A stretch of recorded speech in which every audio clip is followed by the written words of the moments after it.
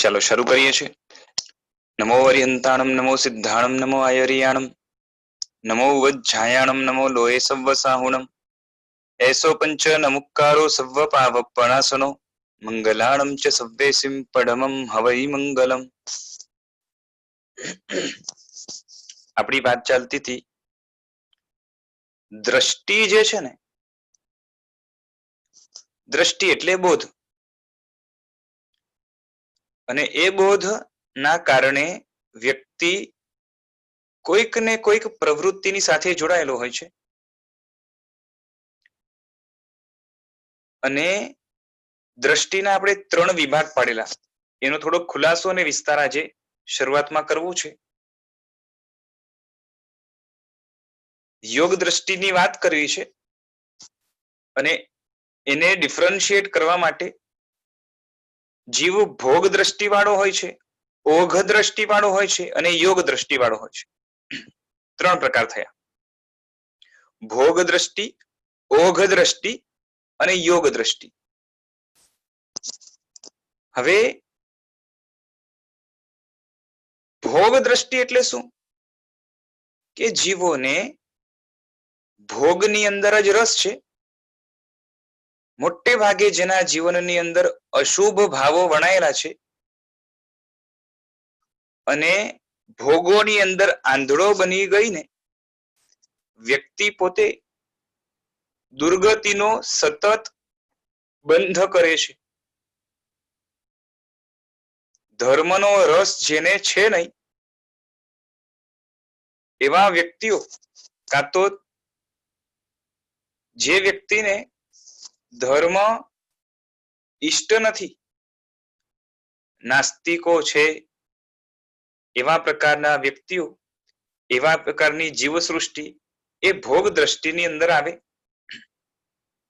એમાં પણ કોઈકને બોધ અલ્પ હોય, કોઈકને વધારે હોય, જેમ એકેન્દ્રિયો, બેઇન્દ્રિયો, તેઇન્દ્રિયો, ચૌરિન્દ્રિયો, આ બધાને બોધ જ જ્ઞાનાવરણીનો ક્ષયોક્ષમ અલ્પ હોવાના કારણે જ્ઞાન જ ઓછું હોય, અને એના કારણે ભોગમાં રસ હોવા છતાં પણ એના માટેની પ્લાનિંગ કે ભોગોની જે વૃત્તિ અત્યંત હોવી જોઈએ એવી એ કરી ન શકે।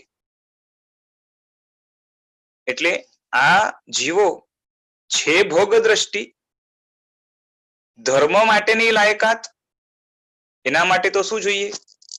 પંચેન્દ્રિયપણું જોઈએ। ધર્મ માટે શું જોઈએ? પંચેન્દ્રિયપણું જોઈએ, એટલે 5 ઇન્દ્રિય હોવી જોઈએ, સાથે સાથે મન હોવું જોઈએ, અને સાથે સાથે કર્મની હળવાશ એ હોય તો ધર્મ કરવાના ભાવ આવી શકે। ધર્મ કરવા માટે સૌથી બેસિક વસ્તુ તરીકે આસ્તિકતા લાવવી પડે, કે હું જીવ તરીકે આસ્તિક વ્યક્તિ અગર છું તો જ મને, કેમ કે ધર્મની અંદર તો ત્યાગ આવશે, શુભ ભાવ આવશે, બીજા માટે કરી છૂટવાનું કંઈ ને કંઈ આવશે, અને એ જીવ ક્યારે કરી શકે? પરભવ વગેરેની અંદર માનતો હોય, આત્મા ન માનતો હોય તો પરભવની સિદ્ધિ કઈ રીતે થાય? એટલે પરભવને જે વ્યક્તિ માને છે, આત્માને જે વ્યક્તિ માને છે, જે આસ્તિક છે, એ આસ્તિક જ ધર્મ માટે લાયકાત ધરાવી શકશે। ધર્મ માટેની લાયકાત કહું છું, શુદ્ધ ધર્મ માટેની લાયકાતની વાત નથી કરતો, ધર્મ કરવા માટે પણ પ્રેરક બળ એ આસ્તિકતાથી ખીલે છે। એટલે જે નાસ્તિક છે અને એ નાસ્તિક જીવો જેને આત્માની પણ શ્રદ્ધા નથી, પુણ્ય પાપ પરભવ વગેરેની શ્રદ્ધા તો બહુ દૂરની વાત છે, એવા બધા જ વ્યક્તિઓ એનું લક્ષ્ય ભોગ તરફ હોવાના કારણે પૂરેપૂરું એ ભોગ દ્રષ્ટિમાં ગણાય।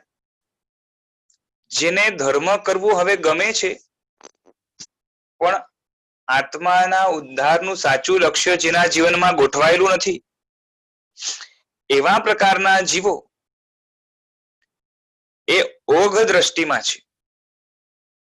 એટલે કે ધર્મ ગમે છે ખરો, પણ ધર્મનું ફળ એક્ઝેક્ટલી શું હોવું જોઈએ એની ક્લેરિટી નહીં હોવાના કારણે, હજી એવી યોગ્યતા ખીલી નહીં હોવાના કારણે, સાચો મોક્ષ માર્ગ પ્રવેશ નહીં થયો હોવાના કારણે જેનું મિથ્યાત્વ હજી પણ મંદ નથી થયું એવા પ્રકારના જીવો ધર્મ કરે, ધર્મ માટે કદાચ જાન પણ દઈ દે, એટલો બધો ધર્મ ઉપર એમને વિશ્વાસ હોય કે આ ધર્મ કરવાથી, એનું લક્ષણ કરવાથી અને આ ધર્મની પ્રભાવના કરવાથી પરભવની અંદર સારું ફળ મળે છે, એટલી પણ શ્રદ્ધા જેનામાં છે એ જીવો ધર્મ માટે જાન દઈ દે. પાછળ કારણ એ જ છે કે જાન દઈ દઈશ છતાં પણ ધર્મ મારું રક્ષણ કરશે, માટે ધર્મ ઉપરની શ્રદ્ધા બેકગ્રાઉન્ડ તરીકે આસ્તિકતા છે. અને આવા જીવો અગર એને આત્માના કલ્યાણને કરનારા એક પણ સાચા ગુણની પ્રાપ્તિ જો નથી થઈ તો એ જીવો ઓઘ દ્રષ્ટિ કહેવાય છે. હવે એક વસ્તુ સમજો, આપણે ભોગ દ્રષ્ટિ પણ અનંતવાર થયા અને ઓઘ દ્રષ્ટિ પણ અનંતવાર થયા, કારણ કે નિરતિચાર ચારિત્ર પણ આપણે અનંતવાર ભૂતકાળની અંદર પાડીને આવ્યા છે. મનુષ્ય ભાવ ભાઈ કેટલી વાર મળ્યું આજ સુધીમાં? અનંતવાર મળ્યું. આવું મનુષ્ય ભાવ અનંતવાર મળ્યું. એટલું જ નહીં, આર્ય દેશની અંદર આર્ય સંસ્કારો સહિતનો જન્મ પણ અનંતવાર મળ્યો. એની અંદર પણ જૈન કુળ જૈન ખાનદાનની અંદર પણ કુલાચાર સહિતનો ધર્મ એ પણ અનંતવાર મળ્યો. એટલું જ નહીં, પરંતુ અહીંથી દીક્ષા પણ આપણે અનંતવાર લીધી અને નિરતિચાર ચારિત્ર લાંબા આયુષ્ય વાળું પણ આપણે અનંતવાર પાળ્યું. નખની અંદર પણ વિકાર ન જાગે, આખા જીવન દરમિયાન ક્યાંય પણ કુવિકલ્પ કે કુવિચાર ન આવે એવા પ્રકારનું ધર્મનું પાલન દીક્ષા લીધા પછી અનંત પાર પાડ્યું. કારણ કે શાસ્ત્ર જ કહે છે કે આપણે ગ્રૈવેકની અંદર અનંતવાર ઉત્પન્ન થયા છે. હવે નિરતિચાર ચારિત્ર વગર નવમા ગ્રૈવેકની અંદર ઉત્પત્તિ છે નહીં, એટલે અનંતવાર નિરતિચાર ચારિત્ર પાડ્યું. ધર્મ ઉપરની પૂરી શ્રદ્ધા હતી, પણ આત્મકલ્યાણનું લક્ષ્ય અયોગ્યતાના કારણે ગોઠવાઈ ન શક્યું, માટે બધું જ નિષ્ફળ ગયું એમ કહીએ તો ચાલે. એટલે આવી ભોગ દ્રષ્ટિવાળી ભૂમિકા આપણે અનંતવાર પામ્યા છે. ભોગ દ્રષ્ટિ તો એના કરતા પણ અનંત ગણી વાર પામ્યા છે. બરાબર છે? ભોગ દ્રષ્ટિ વાળો જીવ ધર્મ કરે, શ્રદ્ધાપૂર્વક ધર્મ કરે, ધર્મ માટે જાન પણ દઈ દે, ધર્મ જ એને સર્વે સર્વા લાગે, સંસારનું બધું જ સુખ ધર્મ થકી જ મળશે એવી પૂરી શ્રદ્ધા હોય છે. પરંતુ સંસાર માત્ર દુઃખ રૂપ છે એ એને બેસતું નથી અયોગ્યતાના કારણે. અને માટે પ્રાથમિક વૈરાગ્ય નામનો ગુણ અંદરમાંથી ખીલવો જોઈએ, આંશિક પણ એ ખીલી શક્યો નહોતો. માટે મોક્ષ માર્ગ માટે ગેરલાયક આપણો આત્મા અને અભવ્યનો આત્મા. અને એના કારણે ઓઘ દ્રષ્ટિ ઘણી વાર આવી છે, પણ યોગ દ્રષ્ટિ નથી આવી. યોગ દ્રષ્ટિ એટલે એવા પ્રકારનો બોધ જે આત્માને આત્મ કલ્યાણ સાથે યોજન, જોડાણ, યોગ, સંયોગ કરાવી આપે. એટલે આપણો બોધ જો યોગ દ્રષ્ટિને અનુકૂળ હશે, યોગ માર્ગને અનુકૂળ હશે, મોક્ષ માર્ગને અનુકૂળ હશે, શુદ્ધ સ્વરૂપ આત્માની સાથે જોડાવનારું હશે, તો જ એ બોધ આપણા માટે હિતકારી સાચા અર્થમાં થશે. ભાઈ ખ્યાલ આવી ગયો? ત્રણેય વસ્તુ, ભોગ દ્રષ્ટિ, ઓઘ દ્રષ્ટિ અને યોગ દ્રષ્ટિ. બરાબર છે? આ ત્રણ વસ્તુ હતી. લાસ્ટ ટાઈમ આના ઉપર અટક્યા હતા. ઓઘની અંદર આછું આછું, ઝાખું ઝાખું, ક્લેરિટી નહીં હોવાના કારણે હોય છે. ધર્મ મૂળથી એને ગમતો નથી, ધર્મ દ્વારા કંઈક મળશે એવી આશા અંદરમાં પડી છે, અને એ બધું જ ઈષ્ટ જગતનું ધર્મથી જ મળશે એવો વિશ્વાસ પડ્યો હોઈ શકે. ભોગ દ્રષ્ટિવાળા આછી શ્રદ્ધાવાળા પણ હોય, ઘણી શ્રદ્ધાવાળા પણ હોય, પૂરેપૂરી શ્રદ્ધાવાળા પણ હોય. પણ એને શ્રદ્ધા શું છે? જે મળશે એ મને ધર્મથી જ મળશે એવી શ્રદ્ધા છે, પણ મેળવવા યોગ્ય શું છે એને ક્લિયરિટી નથી.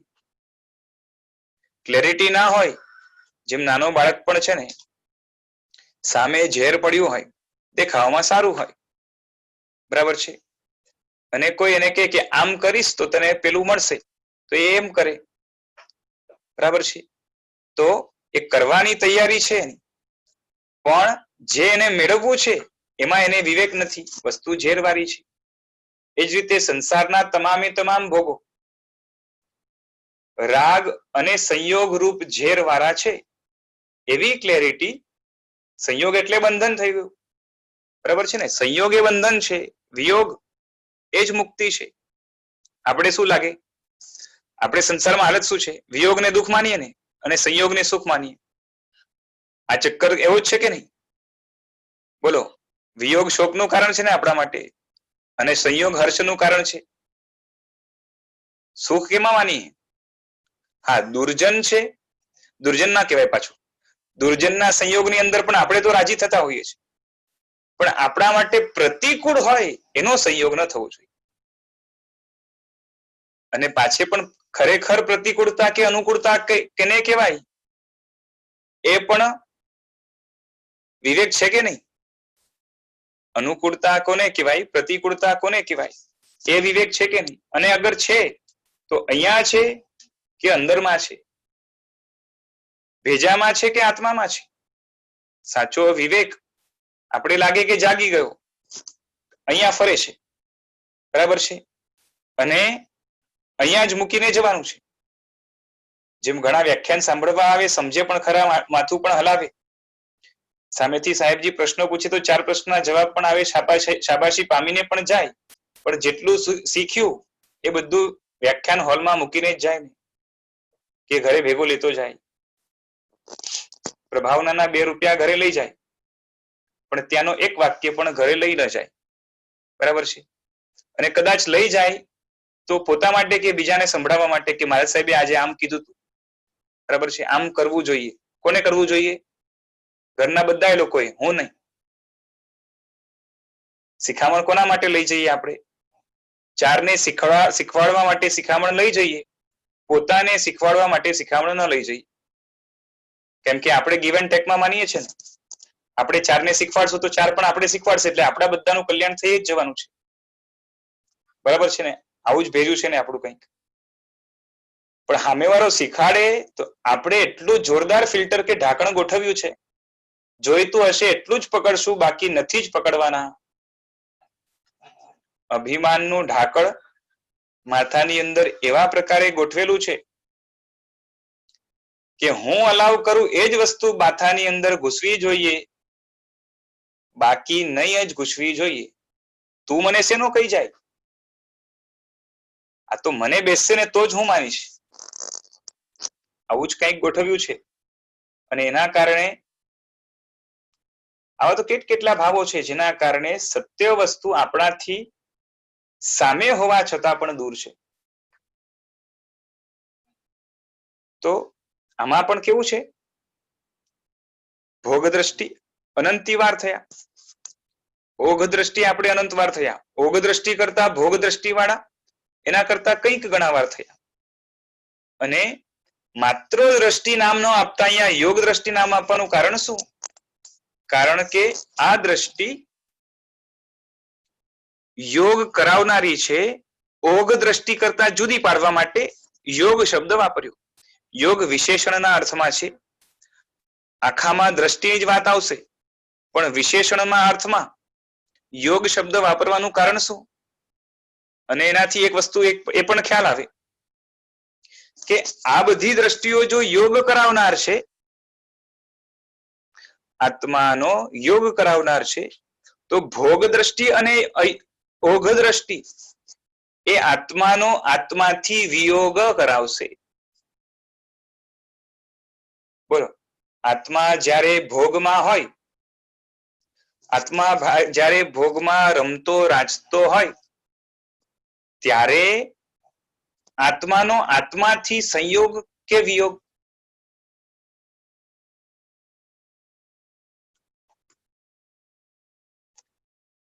આપણે જ્યારે આપણો પૂરો ઉપયોગ બધો જ રાગ, બધી જ ઇષ્ટતા, બધું જ ભોગની અંદર નાખી દીધું હોય, we are fully concentrated on ભોગ, પોતાનું ભાન ભૂલેલો, મોહના નશામાં ચકચૂર બનેલો આત્મા ભોગની અંદર એટલો બધો ડૂબેલો હોય, એ ભોગની સાથે જ્યારે હોય, ભોગના સંયોગમાં પોતાથી વિયોગ પામે છે આત્મા. પોતાથી વિયોગ પામે છે એટલે શું? પોતાનું જે જેવું હોવું જોઈએ એને મૂકી દે છે. બોલો, આત્મા પોતાના સ્વાભાવિક જ્ઞાન ગુણમાં રમી શકે છે? નહીં રમી શકે. કેમ? કેમ કે મોહનો નશો છે, એટલે પોતાના સ્વાભાવિક જે જ્ઞાન ગુણ છે એનો આત્માએ પોતે જ એના થકી વિયોગ કર્યો છે. એટલે આ દ્રષ્ટિઓ જો યોગ દ્રષ્ટિઓ છે, તો એના સિવાયની જે દ્રષ્ટિઓ હશે એ બધી જ વિયોગ દ્રષ્ટિ હશે. એટલે આના સિવાયના જે પણ ભાવો છે એ બધા જ આત્માનું આત્માથી વિયોગ કરાવનારા બનશે.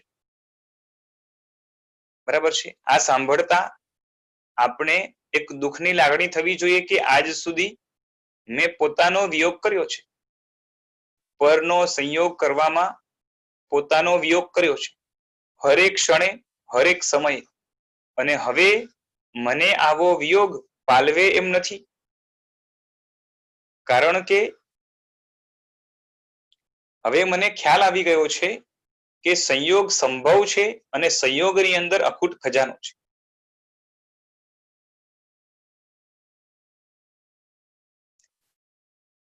ઘણા વર્ષો પહેલા છે ને કોઈ જોયું, એક પિક્ચર હતું, ફિલ્મ આવેલી,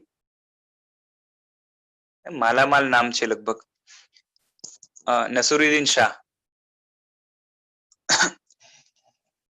એમાં આમ સ્ટોરી કેવી હતી કે પોતે જે છે ને ગરીબીની અંદર હોય છે અને એને સમાચાર મળે છે કોઈક તરફથી કે એના કોઈ દાદા કે કોઈક હતું અને એ એના માટે 300 કરોડ રૂપિયા મૂકી ગયા છે. અને એ હવે પિક્ચર જોવા જાય તો આજે મને લાગે છે 20-25 વર્ષ પહેલાની કદાચ હશે લગભગ, એનાથી પણ આગળ ખબર નહીં.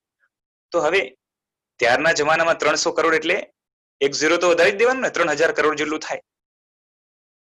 અને પછી કઈક શરત મૂકે છે કે તું 30 કરોડ જો એક મહિનાની અંદર વાપરી જાણે તો તને આ 300 કરોડ મળે, એવું કઈક છે. બરોબર? તો આમ જોવા જઈએ ને તો એ નસરુદ્દીન શાહ જયારે ગરીબીમાં રહેતો હશે ત્યારે પણ હતો અમીર, but he had never realised.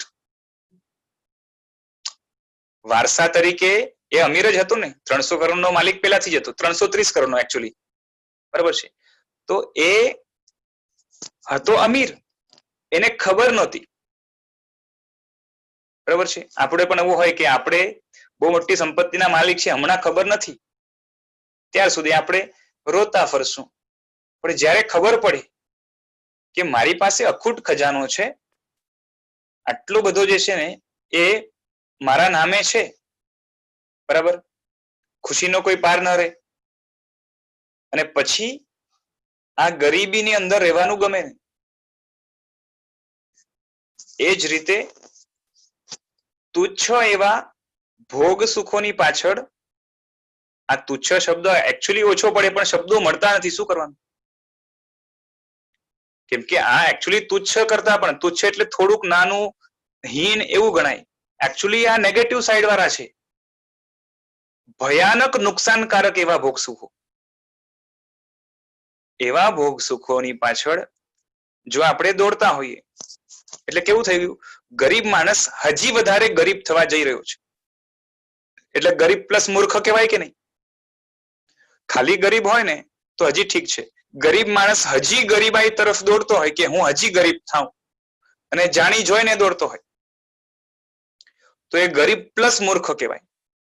આપણે આજ સુધી એટલે ગરીબ શિરોમણી થઈ ગયો, બરોબર છે, સાથે ગાંડા શિરોમણી. હવે આપણી હાલત આ છે, પેલાથી જ ગુણથી ગરીબ થયેલા આપણે હજી પણ વધારે ગરીબ થવા માટે ભોગોની પાછળ દોડીએ છીએ. ગાંડપણ પણ છે અને દીનતા પણ છે. પણ આપણા બાપ દાદા ઘણા બધા છે. એકનું નામ કહું, શ્રી વર્ધમાન સ્વામી ભગવંત નામ સાંભળ્યું છે? 24મા તીર્થંકર મહાવીર સ્વામી નથી ઓળખતા? આપણા બાપ દાદા જ છે ને, બરાબર છે. એ બાપ દાદા વારસાની અંદર આપણા માટે અનંત ખજાનો છોડી ગયા છે, અને એ પણ બીજે ક્યાંકથી નથી મેળવવાનો, અંદરમાંથી જ અનલોક કરવાનો છે. બરાબર છે? બોલો, આટલું રિયલાઇઝ થાય, ફકીરીમાં રહેનારો વ્યક્તિ પણ અંદરથી તરત આનંદ પામે. ઘણી વાર દ્રષ્ટાંત કહેવાતો હોય છે, પેલા ઘેટાની વચ્ચે રહેલો સિંહ, એને જ્યારે ખબર પડે છે કે હું સિંહ છું, ત્યારે પછી હવે ઘેટાના ટોળાને છોડીને એકલો જંગલ તરફ વિહાર કરે છે, નિર્ભય બનીને. પેલા ઘેટાની સાથે રહેતો તો એને ખબર નહોતી, એને લાગતું હતું કે આ બધા ઘેટાથી થોડોક અલગ દેખાઉં છું કદાચ, પણ છું તો ઘેટો જ, અને ઘેટા એ બધે સાથે જ રહેવાનું હોય. પણ એને જ્યારે રિયલાઇઝ થાય છે, પોતાનું મોઢું પાણીમાં જુએ છે, મારું મોઢું, અને સામે પેલો દહાડ પાડે છે સિંહ, એનું મોઢું સેમ છે. ઓ, હું પણ સિંહ છું? શું વાત કરો છો? આ બધા જેનાથી બીએ છે, જંગલનો રાજા એવો હું? અને જ્યારે ખબર પડે છે, પછી ટોળામાં રહેતો નથી, એકલો રહે છે. બોલો, આપણે સંયોગ ગમે તો ઘેટા કહેવાય કે સિંહ કહેવાય? સિંહ એકલો રે, મને તો આના વગર ચાલે જ નહીં, મને તો આના વગર ચાલે જ નહીં. આ નાદ કોના નાભીમાંથી નીકળે?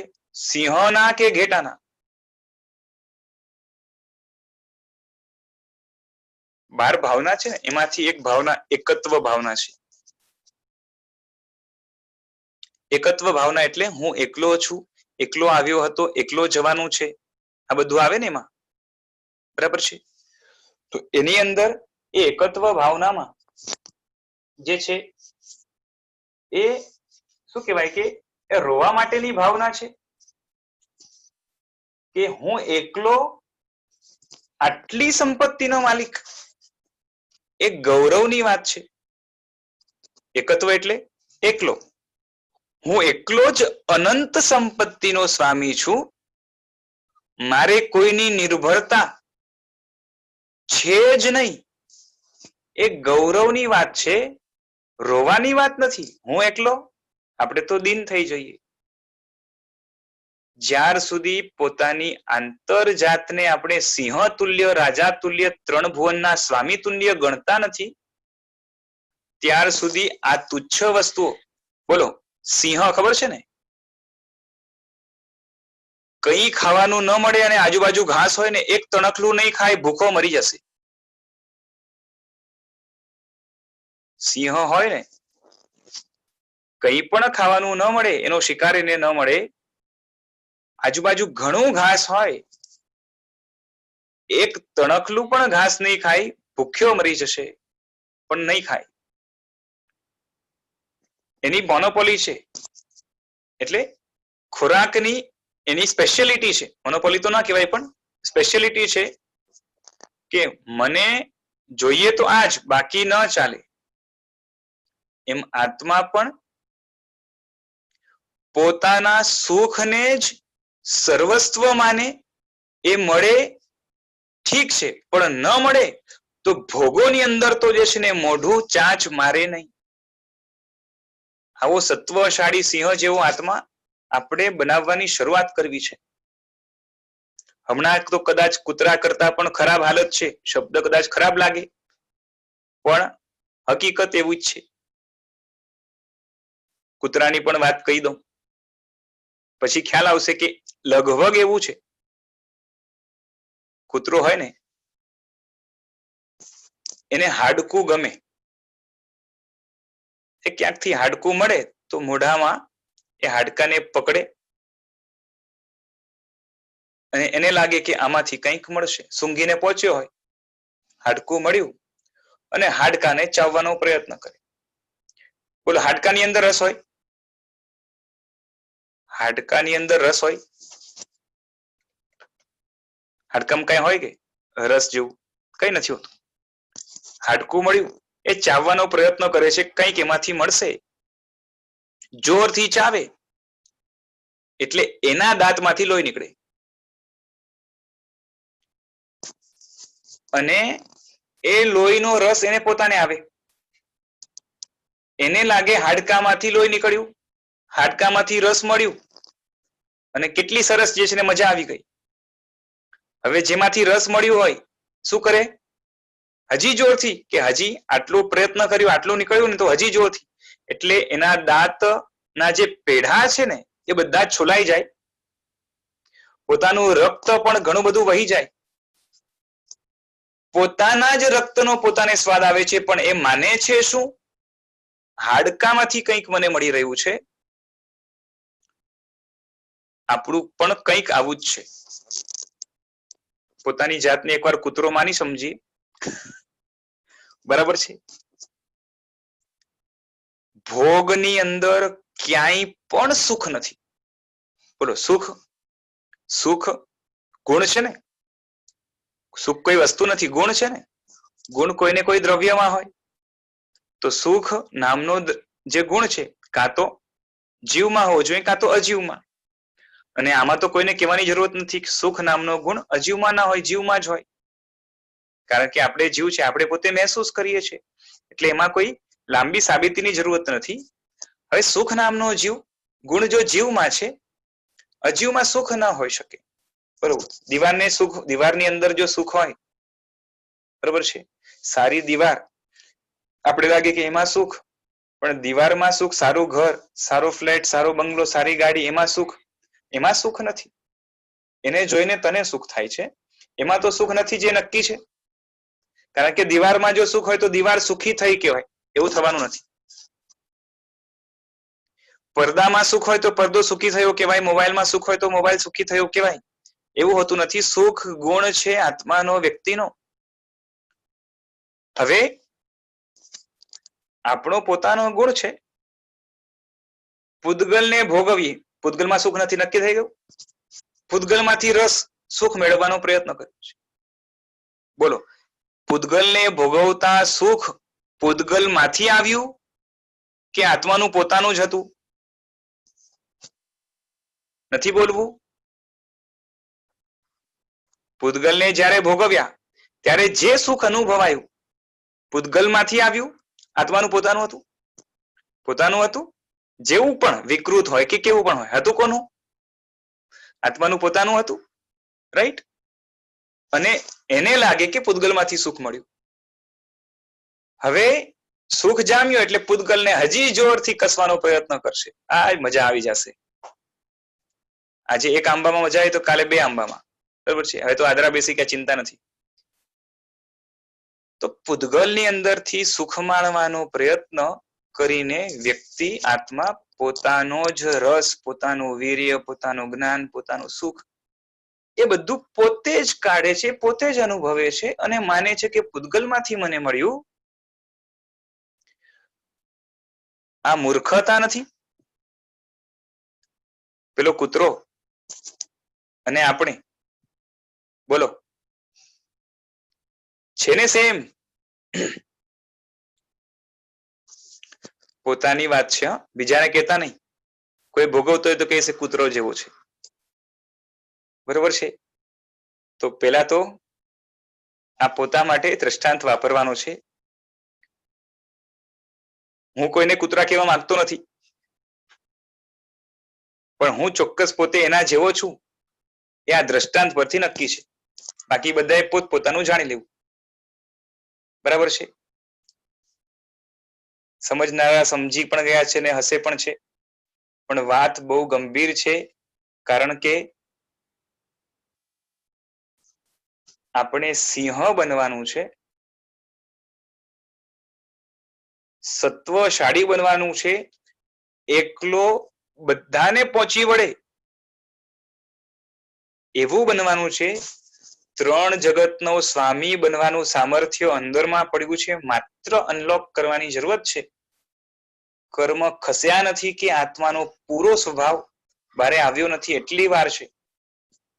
મહેનત કરીએ ને, સાચી મહેનત, બહુ કર્મ જૂના જામ ન થયા હોય તો 7-8 ભાવમાં તો કામ થઈ જાય. બહુ લાંબો પ્રયત્ન નથી, પણ દ્રષ્ટિ ઉઘાડવી પડશે. લાગવું જોઈએ કે આટલો ખજાનો છતાં પણ ભિખારીની જેમ ફરું છું. આજે ઉપમિતિમાં આવે છે ને જે ભિખારી, એવી હાલત આપણી છે. ભટકે છે, સામેથી મળે છે છતાં પણ લેવા તૈયાર નથી સારું ભોજન. અને તુચ્છ ભોજનની અંદર પોતે ત્યાં સ્વાદ છે એવું અનુમાન કરીને પ્રયત્નથી મેળવેલું છે માટે એને નિષ્ફળ જવા નથી દેતો. પછી ભલે એ ભોજનથી કેટલી પણ બીમારી આવે.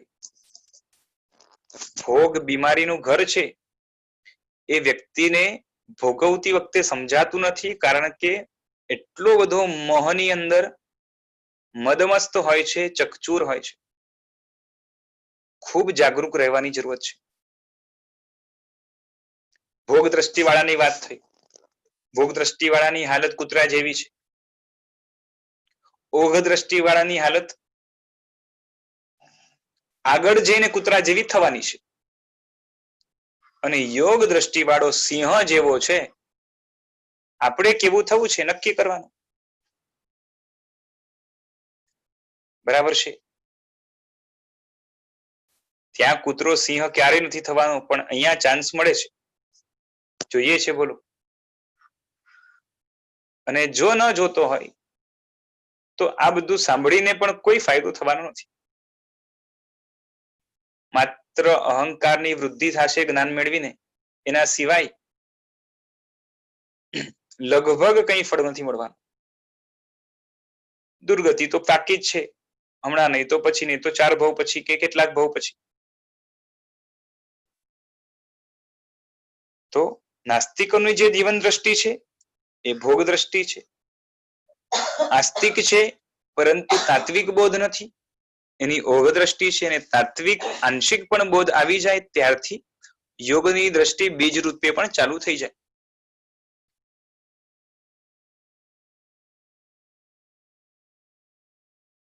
બોલો, કોઈને કંઈ પૂછવાનું છે? હેન્ડ રેઝ કરો છો.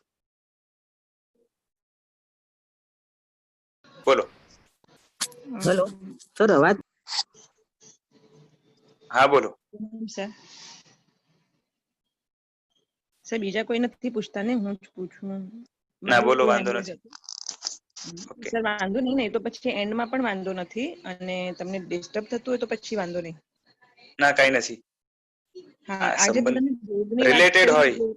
ડેફિનેટલી હા, સર, જે ભોગની વાત કરી ને તમે સર, એમાં જે ક્વેશ્ચન મૂંઝાવે છે, ઘરના વડીલ છે અને એમને એમ કહીને આપણે જે અમને તાત્વિક જે આપણે જ્ઞાન લઈએ છીએ એ એમને લીધું નથી ક્યારે પણ. મીન્સ એમાં બહુ વધારે ઇન્ટરેસ્ટ પણ નથી. એમ વ્યાખ્યાન પણ હોય તો સમજાય નહીં, સાંભળાય નહીં, હવે સંભળાતું નથી ને, એ બધું પ્રોબ્લેમ છે. અને હવે લોકડાઉન હતું તો આખો દિવસ ઘરમાં રહેવાનું બહુ કમ્પલસરી થઈ ગયું. તો એમાં છે ને, 2 વસ્તુની એમને એકદમ જ આવડત આવી, મીન્સ બહુ જ વધારે ખેંચ આવી ગઈ છે. એક તો ટીવી જોવાનું, ને સંભળાતું નથી એટલે જોરથી વોલ્યુમ રાખીને ટીવી જુએ. સમાચાર હોય કે પછી સંગીતના પ્રોગ્રામ હોય ને, એ બધું. અને સામે ખાવાની કોઈ પણ વસ્તુ, મીન્સ એમ અલગ અલગ નાસ્તા જોઈએ, નવું જ રોજ બનાવીને જોઈએ. તો આ 2 વસ્તુઓમાં છે ને, એમણે પોતાનું બધું ટાઈમ કહીએ ને કે એ યુઝ કરી રહ્યા છે. ઓક્યુપાય કરી લીધું છે. હા, બરોબર છે. ઓક્યુપાય કરી લીધું છે. હવે બીજી કોઈ મગજમારી કોઈની સાથે નથી કરતા ઘરમાં કોઈ. એટલે એક પણ એક્સ્ટ્રા વસ્તુ આપણે કહીએ ને, આપણું અમે આટલા બધા કાર્યો કરતા હોઈએ તો એમાં ક્યાં પણ વિક્ષેપ નથી લાવતા. બરોબર છે. તો હવે સર આ વસ્તુને જેમ છે તેમ એક્સેપ્ટ કરી લેવાની, કે પછી એમને કઈ પણ આપણે આગળ કઈક 2-3 વખત વાત કરી કે તમને ઇન્ટરેસ્ટ આવે તો જાપ લગાડવું, કે આટલા અનુષ્ઠાન ચાલે છે તો એમાંથી કઈ સાંભળવું હોય તો એ નથી રિસ્પોન્ડ કરી શકતા. તો અને નૌકાના જાપ આખો દિવસ કર્યા કરે. જયારે પણ એમને એમ થાય કે હવે મને નથી જોવું, કઈ નથી કરવું, અને તમને કહું તો એટલું સરસ લોકડાઉનમાં બિહેવ કર્યું છે કે એમનું કઈ હિસાબ જ નથી. એટલે અમે એમ કહીને એકદમ ઉપકાર છે એમના અમારા ઉપર કે એ બરાબર શાંત રહ્યા એટલે અમે લોકો કેટલી બધી પ્રવૃત્તિને બધા અનુષ્ઠાનો કરી શક્યા. તો હવે આ જે ડબલ માઇન્ડ છે કે હવે આવા સરસ જીવને ધર્મ તરફ વાળીએ કે પછી જે છે એવી રીતે એમને રહેવા દઈએ નેચરલી. કેવું છે કે વ્યક્તિને વાળવાનો પ્રયત્ન એક તો આપણા ઉપકારી છે, એ તો નક્કી છે, બરાબર છે. અને બરાબર ઉપકારીઓમાં પણ જે સારી રીતે આપણી સાથે વર્તતા હોય એ વિશિષ્ટ ઉપકારી થાય. બરાબર સર. બરાબર છે. જેમ કે સમજો કે મને જન્મ આપનાર માતા પિતા પણ હોય તો એમનો ઉપકાર તો આવી જ ગયો પેલા જ. પછી બરાબર મને કદાચ જન્મ આપવાની સાથે કચરામાં ફેંકી દીધો હોય ને હા તો પણ પેલો ઉપકાર તો રહેવાનો જ છે. બરાબર છે. કેમ કે મને કઈ એબોર્શનમાં મારી નથી નાખ્યું, જીવતો બારે બરાબર કાઢ્યો છે. હવે બરાબર એના પછી જે પણ થયું પણ પેલો ઉપકાર છે ને માઇનસ નથી થવાનો, એ બહુ મોટો ઉપકાર છે. બરાબર છે. એટલે એ ઉપકારી તો રહેવાના છે. અને આ એક કેસ થઈ ગયો. પાછી સમજો કે મને ઉછેરીને મોટો કર્યો હા પણ મારી કુટીને કર્યો કે ગાળો દઈને કર્યો કે એવા પણ ઘરો હોય છે, એવા પણ સંસ્કારો હોય છે અમુક જગ્યાએ. એવું કઈ બરાબર નથી છે. થયું. બરાબર છે. તો આવું બધું હોવા છતાં પણ ત્યાં પણ ઉપકાર હોય, પણ ઉલટાનું બહુ સારી રીતે જયારે સાચવાય છે, આપણી સાચવણ લેવામાં આવે છે, રાઈટ. કાં તો આપણી સાથે આપણા કાર્યોમાં વિક્ષેપ નથી કરતા, વોટેવર. ઇન શોર્ટ આપણી પ્રગતિમાં ક્યાંક અટકાયત નથી કરતા અને અવસર આવે ત્યારે જે છે ને અમુક રજાઓ પણ આપે કે ભાઈ ઠીક છે તમે કરો. તો આ બધું એક વિશિષ્ટ ઉપકાર પણ કહેવાય, રાઈટ. બરાબર. હવે ઉપકારી માટે આપણી ફરજ એ બને કે આપણે પ્રત્યુપકાર કરી શકીએ. અને એમાં પણ બની શકે તો બને એટલો ઊંચો ઉપકાર. સર અવાજ નથી આવતો. મારે અહીંયાથી ક્લિયર છે, આપને ત્યાં કઈક હશે. હા સર, મને સંભળાય છે. તો આવે છે. હા હા, બધા માઇક ઓન નહીં કરતા. તો હવે કેવું છે કે આપણે બની શકે એટલો ઊંચો ઉપકાર કરવા માટે પ્રયત્ન કરવો જોઈએ. એક તો પ્રત્યુપકારના રેસિપ્રોકેશન માટે પણ અને એક સારી ભાવનાના હિસાબે. તો એના કારણે આપણે એટલે એ એક રીઝનને ધ્યાનમાં રાખીને ધર્મ તરફ વળે, એમાં પણ સ્પેશિયલી અધ્યાત્મ તરફ વળે એના માટેના પ્રયત્ન કરવા જોઈએ. પણ એને ટેક્ટફુલી હેન્ડલ કરવાનું આવે. એની માટે પછી તમારે માર્ગદર્શન એ મારી પાસે લેવાનું ના આવે, ગુરુ ભગવંત પાસે લેવાનું આવે કે આવું આવું છે અને આવો આવો બિહેવિયર છે. અને એમાં પણ કોઈ એમને ઓળખતા હોય અને ગીતાર્થ હોય એવા ગુરુ ભગવંત હોય તો એમના થકી પણ જો આગળ આવી શકતા હોય તો એ પ્રયત્ન કરવાનો. પણ એક વાર બે વાર પ્રયત્ન કર્યો, ત્રીજી વાર પ્રયત્ન કર્યો પછી એમને નથી ઇન્ટરેસ્ટ આવતો, મોઢું બગાડે છે કે કંઈક થાય છે, તો we have to stop it. આપણે પછી બહુ આગળ નહીં વધવું, બરાબર છે. હા, એટલું છે કે ઉપકારી છે માટે હંમેશા નજર આપણી ઉપકારી તરીકે જ રહેવી જોઈએ. એમના પ્રત્યે આપણે જરાક પણ ભાવ ડાઉન નથી લાવવાનો. બની શકે એટલું આપણે એમના પ્રત્યે અનુકૂળ રહેવાનો જ પ્રયત્ન કરવાનો છે. આત્મા તરીકે, જીવ તરીકે તો જીવ છે જ ને. એક મિત્ર તરીકે રહી શકે, એક પણ એની સાથે એ છે કે જે છે ને ત્યાં કલ્યાણ નથી થવાનું. એટલે you can spend time but you cannot waste time over there. એક ખાસિયત, એક ધ્યાન રાખવાનું. કેમ કે ત્યાં પૂરેપૂરું આપી દેશો તો અહીંયા પ્રગતિ માટે બહુ કઈ નહીં આપી શકો અને સાવ ઇગ્નોર ના કરી શકો કારણ કે ઉપકારી છે, રાઈટ. તો you have to balance it. આ રીતે રહેશે. પણ ફર્સ્ટ પ્રયત્ન બની શકે તો અધ્યાત્મ સાથે જોડવું, એ નહીં તો કમથી કમ થોડાક ધર્મના સંસ્કારો કે શુભ ભાવનાઓ સાથે જોડવું. એ પણ ન બની શકે તો એક સામાજિક ગુણો હોય. ઓકે, ઘણા લોકો કેવા હોય કે ઘરડી ઉંમર છે, રિટાયર્ડ માણસ છે, તો એમને કેવું કે અહીંયા તમે જે છે ને ટીવીમાં તમે આ કરો છો, બરાબર છે, તમારું ટાઈમપાસ થાય જ છે, પણ આ લોકોને થોડીક મદદની જરૂરત છે, તમે ત્યાં જઈને જરાક કંઈક કરો ને, બરોબર છે. એક શું કહેવાય, સામાજિક કાર્ય હોય ને અમુક જાતના. આગળના પાછળના ઓપ્શન કહું છું. પેલા બને તો આજ, પણ ઉતરતી કક્ષામાં એક સમાજને યુઝફુલ થાય એવો માણસ પણ તૈયાર થાય તો બની શકે કે ભવાંતરની અંદર એમાંથી જે છે ધાર્મિક ગુણો આગળ જઈને ખીલે.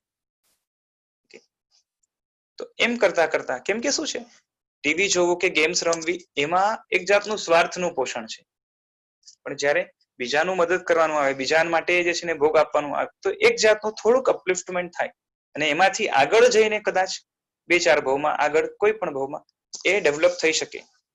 સો મેક ધેમ, અગર ધર્મ માટે બહુ રેડી ના હોય તો અનુકંપા, દયા માટે રેડી કરો, રાઈટ છે. પછી અમુક હોય ને, શું કહેવાય કે સોશિયલ કંઈક કાર્ય કરે, સોસાયટી માટે કરે કે જે છે ને લોકેલિટી માટે કરે, એવું એમાં કંઈક જોડો. હવે હમણાં તો લોકડાઉન ડેઝ છે એટલે બહુ બહાર નીકળાય એવું ના હોય, કેમ કે ગરડા લોકો માટે થોડુંક રિસ્ક પણ થઈ જાય, કેમ કે એમની ઇમ્યુનિટી થોડીક ડાઉન થઈ ગયું હોય એટલે they cannot go out and work or do something. પણ કંઈક યુઝફુલ થાય એવી વસ્તુમાં, સમજો કે એ કોઈની સાથે કનેક્ટેડ છે બાય મોબાઈલ ઓર સમથિંગ, તો વાયા મોબાઈલ એમને એવી વસ્તુઓમાં જોડો કે જેમાં એમને ઇન્ટરેસ્ટ આવે અને એ બીજા માટે યુઝફુલ થાય, રાઈટ. જેમ છે ને અહીંયા પણ હવે એક મુંબઈમાં વર્ધમાન સંસ્કાર ધામ તરફથી એક અભિયાન ચલાવાયું છે. બચ્ચા લોકોને જે છે ને ચોવિહાર કરવા માટે, એક પ્રેક્ટિસ નાખવા માટે, કુલાચાર તરીકે 99 દિવસ ચોમાસામાં, બરોબર છે. અને પછી પાછળથી કંઈક પ્રોત્સાહન વગેરે આપશે બાળકો માટે, તો એ બધું હોય. તો આ હું ખાલી એક્ઝામ્પલ આપું છું. તો એમને કહી શકાય કે આપણા આટલા રિલેટિવ્સ છે ને, એમને એકવાર કોલ કરીને કહો ને કે બાળકને તૈયાર કરો ને, જે છે ને આ થોડુંક કરવા જેવું છે. 4-5 દિવસ ટ્રાય કરે, પછી ન થાય તો ન કરે, એમાં શું છે.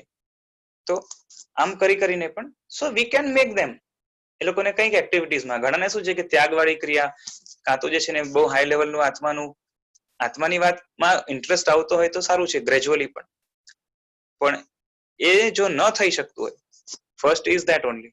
સેકન્ડ ઇઝ નોર્મલ ધર્મની ક્રિયાની અંદર જોડવાની વાત, એ પણ ન હોય તો સામાજિક ક્રિયાઓ છે કે એવું બધું, આ ઉતરતા લેવલની વાત છે. પણ જ્યારે પરોપકારની બુદ્ધિ જાગૃત થાય, વધે આગળ, તો એ આગળ જઈને યુઝફુલ થઈ શકે, રાઈટ. સો બરોબર છે, સમજાઈ ગયું? સર, આ પ્રશ્નનો જવાબ આપવા માટે ધન્યવાદ. બહુ બધા જણને આ પ્રશ્ન હશે કદાચ. ધન્યવાદ. ચાલો આગળ ચલાવીએ. કે 3 ટાઈપની દ્રષ્ટિમાં યોગ દ્રષ્ટિ એ કરવાનું કારણ શું કે બાકીની દ્રષ્ટિ અયોગ હતી, પ્લસ એ ઓઘ અને ભોગ એનાથી જુદી પાડવા માટે યોગ દ્રષ્ટિ એવું નામ પાડવામાં આવ્યું છે. અને ખાલી 2 ડિવિઝન કરવા હોય તો એ રીતે પણ થાય. બાકી બધાને જે ભોગવાળા છે એને પણ ઓઘમાં લઈ લો, એ ધર્મી અધર્મી અયોગ્ય બધા એમાં આવી ગયા, હમણાં સુધી જેની યોગ્યતા બાકી નથી, અને એક બાજુ યોગ દ્રષ્ટિ, એ રીતે પણ કરીએ તો વાંધો નથી. હવે કેવું છે કે અભવ્ય છે ને એની વાત થઈ હતી આપણે કે એમનામાં ધર્મની લાયકાત છે, અધ્યાત્મની લાયકાત હતી નહીં, છે નહીં, અને ક્યારે થવાની પણ નથી, કારણ કે એનો જીવદળ જ એવું છે. અને દુર્ભવ્ય છે એનું હજી એક્સપ્રેશન તરીકે લાયકાત હજી પ્રકટ નથી થઈ. દુર્ભવી છે જે ચર્માવર્તની બારે છે, ચર્માવર્તની વાત આગળ આવશે. તો જે દુર્ભવી છે, જેનું નિકટ ભવ્યત્વ નથી પાક્યું, એટલે કે નજીકના કાળની અંદર મોક્ષમાં જઈ શકે એવા પ્રકારનો નથી જીવ હજી થયો. તો જે દુર્ભવી છે એ દુર્ભવી, જેને દુર્ભવ્ય કહો કે દુર્ભવી કહો, બરોબર છે, એમાં અંદર લાયકાત છે પણ હજી પ્રગટ લાયકાત નથી. એક્સપ્રેશન તરીકે એ લાયકાત પામવાની બાકી છે. દાખલા તરીકે કે ઘઉંમાંથી રોટલી બનવાની લાયકાત છે જ, રાઈટ. પણ હવે તમે ઘઉંને જ છે ને પાણી નાખીને બાંધવા માંડો, આખો ઘઉં છે એને પાણી નાખીને બાંધવા માંડો અને વણવા માંડો, તો રોટલી થાય? નહીં થાય ને, કારણ કે પેલા પીસવું પડશે, દળવું પડશે, બારીક થશે, પછી બાકીનો પ્રોસેસ થશે, રાઈટ. ડાયરેક્ટ આખા ઘઉંથી નહીં થાય. થોડીક પ્રોસેસિંગ થઈને હવે રોટલી બનવા માટે જે વસ્તુ લાગે છે એની થોડીક અણસાર જેમાં આવે, બરોબર છે, લોટમાં રોટલીની થોડીક અણસાર આવે છે, તો એ એની નજીકની યોગ્યતા છે. અને એવી યોગ્યતા જ્યાં સુધી ખીલતી નથી ત્યાર સુધી એ યોગ્યતા ખરા અર્થમાં અંદર પડી હોવા છતાં પણ બારે આવી ન ગણાય. તો એ જ રીતે ભવ્ય આત્મા મોક્ષમાં જવા માટે અંદરથી યોગ્ય છે, પણ હજી સુધી એના આત્મા ઉપર અમુક પ્રકારનો મલ એટલો બધો જામ છે કે એ જ્યાર સુધી હળવો ન થાય ત્યાર સુધી એ આત્મા મોક્ષમાં જવા માટેનો ખરો પુરુષાર્થ ઉપાડી ન શકે. તો એવા જે જીવો છે જેનું એક્સપ્રેશન તરીકે લાયકાત હમણાં જાગી નથી, એના ઉપર કેટલી પણ મહેનત કરવામાં આવે ને બધી નિષ્ફળ જશે, એનો સંસાર વધશે, બાકી કઈ થવાનું નથી. એ ધર્મમાં પણ જોડાય, સારી રીતે ધર્મ કરે, આપણે કીધું ને નિરતિચાર સારી રીતે પણ પાડે, કઈ પણ થાય, પણ એના માટે એ જરાક પણ 1 મિલીમીટર ઓલ્સો એની પ્રગતિ નથી આત્મા તરીકે, આત્મા તરફ, મુક્તિ તરફ. તો એ અભવ્ય જીવો છે. તો એમાં લાયકાત છે, પણ સોરી દુર્ભવ્ય, એ લોકોમાં લાયકાત છે એવા જીવોમાં, પણ હજી લાયકાત એ આગળ ધપાવી શકાય એવા પ્રકારની એક્સપ્રેશન તરીકે નથી. કોઈ ગુણો નહીં દેખાય એનામાં તાત્વિક સાચા, જે હવે ચર્માવત વગેરેમાં આવશે. એ લોકોમાં એવા પ્રકારના ગુણો છે જે એમને પ્રગતિના પંથ પર આગળ વધારશે. એવો એક પણ ગુણ દુર્ભવ્યમાં દેખાતો નથી. આર્ટિફિશિયલ દેખાય, પણ કૃત્રિમ ઇન ધ સેન્સ કે એ મેકઅપ તરીકે હોય, રિયલ ફોર્મમાં ના હોય. કોઈ માણસ હોય ને પોતે કાળો હોય પણ મેકઅપના કારણે ગોરો લાગતો હોય, તો એ લાગતો is a different thing. Really શું છે? તો રિયલમાં એનામાં ગુણો ખીલતા નથી. રાઈટ? રિયલમાં ઇન ધ સેન્સ શું કે જે ગુણો આવ્યા પછી પાછા ન જાય અને કદાચ પાછા ગયેલા દેખાય છતાં પણ અંદર દબાયેલા એ રીતે પડ્યા હોય કે થોડુંક આવરણ હટે અને એ એક્સપ્રેશન મારે. આપણે આના પર ચર્ચા થઈ ગઈ છે એટલે લાંબી ચર્ચા નહીં કરું, પણ અને એને સમજવા માટે આપણે થોડુંક આગળ જઈને 3 વસ્તુ પણ આવવાની છે. આપણે પેલા પણ નામ લઈ ગયા છે. ભાવમલ છે, અનુબંધમલ છે, કર્મમલ છે, એ આગળ વસ્તુ આવશે. બરોબર છે? એટલે દુર્ભવ્ય એ બારે રહેલા છે, અભવ્ય તો ગેરલાયક જ છે સંપૂર્ણ, દુર્ભવ્ય છે, બારે રહેલા છે ચર્માવર્તની, બરાબર છે? અને જે ભારે કર્મી છે એ એવા છે કે જેનામાં લાયકાત ખીલી હતી, ફરીથી લાયકાત એમણે ગુમાવી દીધી, કારણ કે કર્મ આત્મા ઉપર હાવી થઈ ગયું. એટલે ટેમ્પરરી લાયકાત ગુમાવી છે, એની પાછી લાયકાત આવશે બારે જ, એ નક્કી જ છે. પણ હાલમાં ભારે કર્મી થયા હોવાના કારણે હાલમાં એના ઉપર વર્કઆઉટ કરી શકાય એવું નથી. બેસ્ટ એક્ઝામ્પલ જમાલીનું છે, બીજા પણ ઘણા બધા છે. બરોબર છે? ઘણી ઊંચી લાયકાત ખીલવી હતી, ગુણસ્થાનકો પામી ગયા, પણ એ મજબૂત એવું એ કર્મ આવી ગયું, બરાબર છે? એના કારણે કદાગ્રમાં ફસાયા, અને કદાગ્ર એટલો બધો મજબૂત પકડાયો છે કે હવે છૂટે એમ નથી. એટલે ભગવાને પણ તીર્થંકરે પણ એના ઉપર પછી પ્રયત્ન કર્યો નથી, કારણ કે નિષ્ફળ પ્રયત્ન એ કરે નહીં. એટલે હાલમાં આગળ જઈને જરૂર પામશે, કારણ કે ખીલેલી લાયકાત હમણાં દબાઈ ગઈ છે. પણ રાઈટના વગર પ્રયત્ન કરવામાં આવે, ઉપદેશ આપવામાં આવે, કંઈ પણ કરવામાં આવે તો ત્યાં કોઈ રિઝલ્ટ નહીં આવે. એટલે મોક્ષ માર્ગની એ બારે નીકળી જાય છે, બરોબર છે? ત્યારે એટ ધેટ પીરિયડ જ્યાર સુધી એ ભારે કર્મી રહેશે ત્યાર સુધી એ અધ્યાત્મ પામવા માટે ત્યાર સુધી ગેરલાયક થશે. પછી ભારે કર્મી પણ પાછી હટી જશે તો ફરીથી લાયકાત એ બારે આવશે ને મોક્ષ તરફ આગળ વધશે. બરાબર છે? હવે કેવું છે ખબર છે? તીર્થંકરો છે ને, જેટલા પણ સંઘની પંચેન્દ્રિય જીવો છે, બરાબર, એ બધાને ધર્મ તરફ વાળવા હોય તો વાળી શકે છે. રાઈટ? ચમત્કાર બતાવવા માટે પરમાત્માને જે છે ને કઈ બહુ એફર્ટ્સ લાગે એમ નથી. તો તીર્થંકરો આખા લોકને બધાને, સંઘની પંચેન્દ્રિય જેટલા છે બધાને ચમત્કાર દેખાડીને આસ્તિક બનાવી શકે, ધર્માત્મા બનાવી શકે, ધર્મની દ્રઢ શ્રદ્ધા લાવી શકે. પણ બધા જ જીવોમાંથી મોટા ભાગના જીવો અધ્યાત્મ પામવા માટે ગેરલાયક હોવાના કારણે એ સાચો શુદ્ધ ધર્મ નહીં પામી શકે, અને માટે એમને ધર્મ પમાડ્યું કે ન પમાડ્યું બહુ કઈ ફરક પડતો નથી, માટે આવા પ્રયત્નો તીર્થંકરો ક્યારેય કરતા નથી. બોલો, કોઈને પ્રશ્ન પૂછવો છે? શિલ્પાબેન. સર, લક્ષ્મણ સાધ્વીજીનો પણ ભાવનો એટલે ભાવ સંસાર બહુ વધી ગયો તો ઈ દુર્ભવી જીવમાં આવે? ના ના, એમણે તો જે છે ને સાધના સારામાં સારી કરી છે, પછી મિથ્યાત્વનો ઉદય થયો.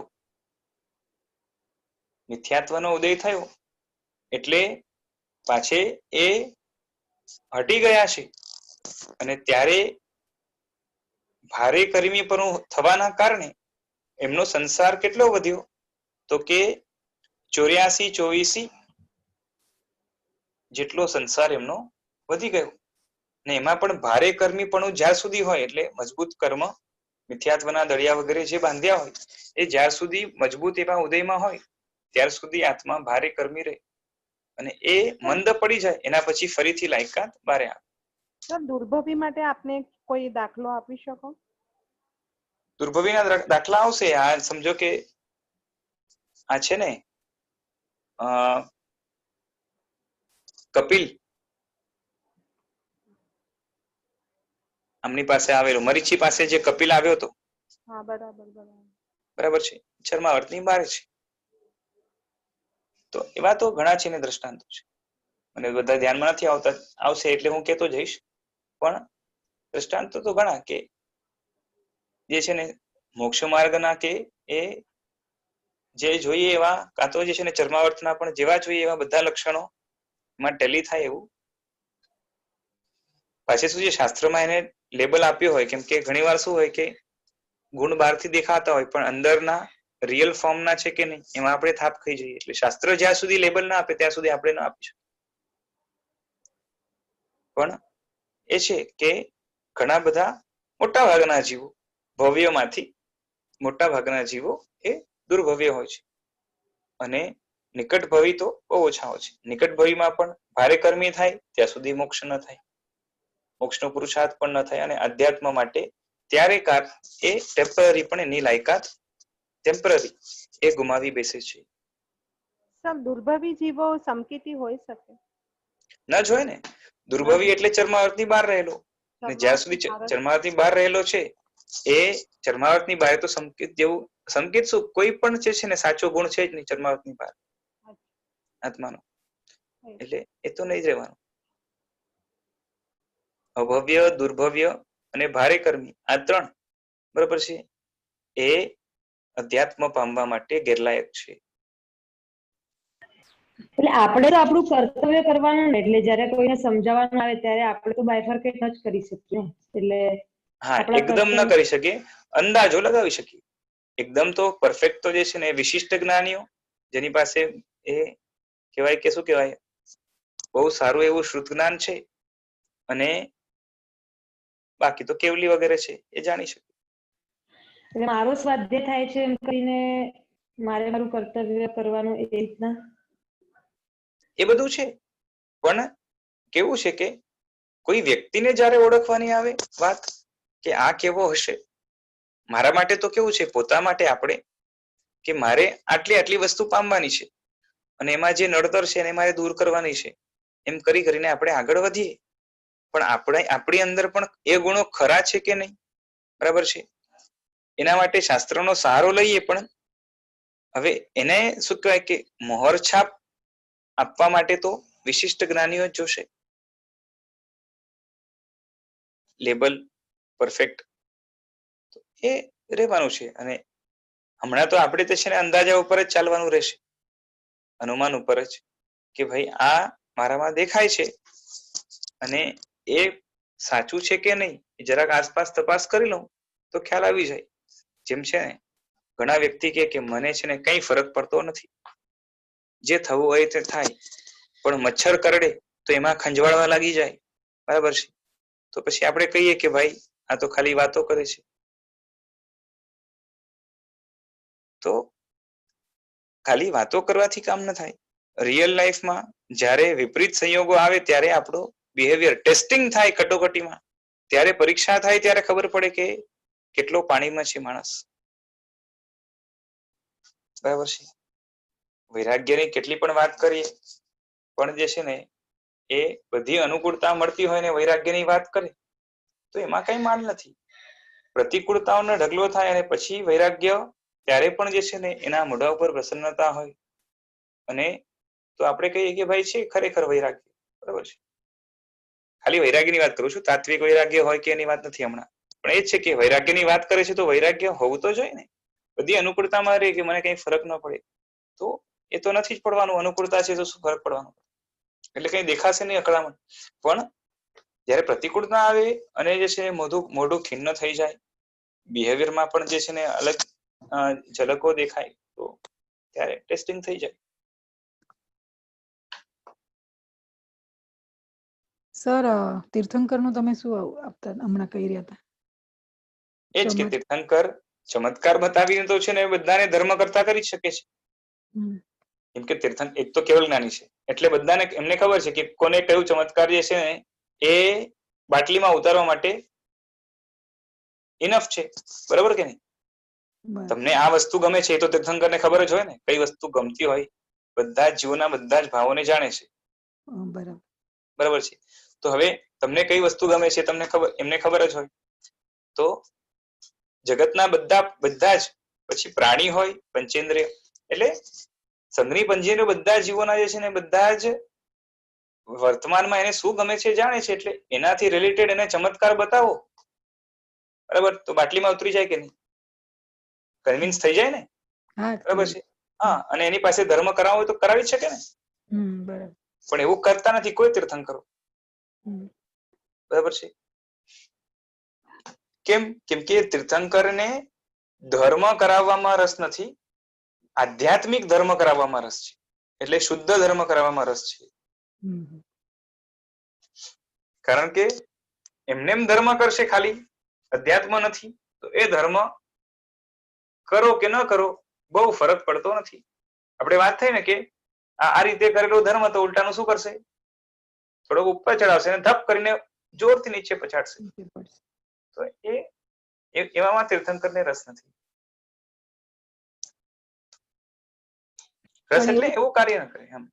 પણ એવું થાય કે અગર અધ્યાત્મી જીવ હોય અને આગળ આ ચમત્કાર એના લીધે જલ્દી અધ્યાત્મ પામે, એવું બની શકે. એ થઈ શકે. એવું તો ઘણા બધા થાય, એની વાત નથી કે ચમત્કારો છે કે શું કહેવાય કે અમુક આ તો ચમત્કારો તો થોડી મોટી વસ્તુ થઈ ગઈ. આપણે નાની નાની વસ્તુથી જ છે ને, હવે નાના બાળકો હોય એને આકર્ષવા માટે આપણે ગિફ્ટ આપતા હોય છે, એમના માટે એક ચમત્કાર જ થઈ. પછી એ છે ને એ આપણે શું કહેવાય કે દેરાસરની દીવા રોશની રંગોળી વગેરે કરીએ છીએ તો શું કરીએ છીએ કે લોકોને આકર્ષવા માટે જ કરીએ છીએ કે લોકો કમથી કમ આવશે ને એમાંથી જે યોગ્ય હશે એ આગળ વધશે. એ તો થઈ જ છે. કેમ કે યોગ્ય હોય પણ અનાદિથી રસ તો કેનો છે? ભોગનો જ છે. બરાબર છે ને? એટલે પણ જલ્દી હટી જાય ને, અગર એ જલ્દી મળે તો જ કદાચ જલ્દી હટી જાય એમ. એ તો આપણે અહીંયા બધું જ છે. જો કેવું છે, પાંચે ઇન્દ્રિયના બધા જ ભોગો છે ને આપણે અહીંયા ધર્મ સ્થાનકમાં મળે એમ છે. બરાબર છે. ને આપણે તો કહીએ કે દુનિયામાં જેવા ન મળતા હોય ને એવા ભોગો અમે ધર્મ સ્થાનકમાં ગોઠવવા માટે તૈયાર છીએ. શું કહેવાય, લગ્નમાં જેટલું ઠાઠમાટ હોય ને એના કરતા 10 ગણો ઠાઠમાટ આપણે અહીંયા દીક્ષા ઉત્સવમાં હોય છે. કેમ? કેમ કે ત્યાંનું આકર્ષણ તોડીને અહીંયા લઈ આવવું છે કમથી કમ, પછી આપણે એને આગળ વધારશું. અહીંયા ત્યાં કરતા અહીંયા જો ઝાંખું હશે તો શા માટે આવે અહીંયા? એટલે એ જ છે કે લગ્નમાં સમજો કે કરોડનો ખર્ચો થાય તો આપણે અહીંયા જે છે ને 200 કરોડનો મંજૂર છે. કેમ કે આનાથી ખાલી એક જીવને ખાલી ગમી જાય ને, સાચા અર્થમાં કંઈ પણ કંઈક સ્પર્શી જાય એટલે આ 200-300 કરોડ કઈ નથી. આધ્યાત્મિક એક ગુણ છે ને એ પરંપરાએ અનંતા જીવોનું કાયમ ખાતેનું કલ્યાણ કરે. બરોબર છે. બાકી આ નોટો તો છે ને આમે નાશવંત હતી. એટલે અહીંયા બધું વસૂલ છે. ઘણાને લાગે ને કે વેસ્ટ એવું કઈ નથી. અને આ તો સાચી રીતે જે છે ને સફળ ની વાત કરું છું. બાકી આપણે અહીંયા જેટલા પણ અનુષ્ઠાનમાં જેટલો પણ પૈસો વપરાય છે એ બધો પૈસો થોડી ગટરમાં જાય છે, કોઈના ખિસ્સામાં જાય જ છે. જેટલા કામગારો કામ કરતા હોય, બરોબર છે, ગરીબો કામ કરતા હોય એની અંદર, પછી તંબુ બનાવે ને આ કરે, બધાને જે છે ને જે કોન્ટ્રાક્ટર હોય બધાને જે છે ને બધાનો ઇન્કમ થાય છે કે કોઈ રૂપિયો છે ને ગટરમાં નથી નાખી દેતો. તો અને બાકી તો આ તો સાઈડ ની વસ્તુ થઈ ગઈ. બાકી રિયલ તો શું છે કે એકને સ્પર્શી જાય તો પણ જે છે ને સફળ છે. અને હું કહું કે મેં જાતે અનુષ્ઠાન મોટું કરાવ્યું અને એનાથી એક પણ જણ ન પામ્યું, એક પણ જણ ન પામ્યું જરાક પણ કંઈ પણ, બરોબર છે, તો પણ સફળ એટલા માટે છે કારણ કે મેં જયારે કર્યું ને તો મારા ભાવની વૃદ્ધિ થઈ છે. બરાબર. એટલે નિષ્ફળ જતું નથી.